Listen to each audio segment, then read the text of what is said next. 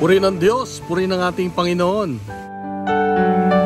Tayo ba ay mahilig o marunong humingi ng dasal sa iba? Lalo na sa mga kaibigan, kamag-anak at mga santo. Kapatid, sa Ebanghelyo ngayon makita natin na ang isang kapitan, centurion, isang Romano, ay inutusan niya, nakiusap sa mga matatandang Hudyo para kausapin si Jesus at humingi ng pagpapagaling sa kanyang mahal na alipin. Dito ay makita natin ang kahalagahan ng paghingi ng tulong, lalo sa panalangin.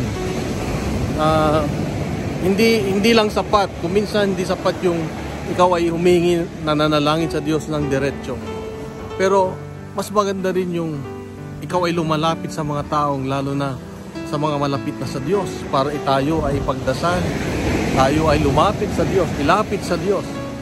Kaya kapatid, ang paghingi ng panalangin sa iba ay pagpapatunay ng kababaang loob.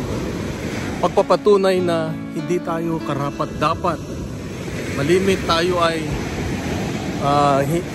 nararamdaman natin o feeling natin, hindi tayo karapat-dapat na lumapit sa Diyos. Ngunit sa panalangin at tulong ng ibang tao, tayo ay nailalapit sa ating Diyos.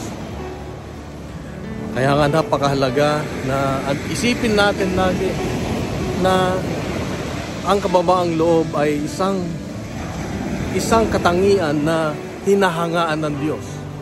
Di ba sabi ng kapitan, hindi ako karapat dapat na lumapit sa iyo.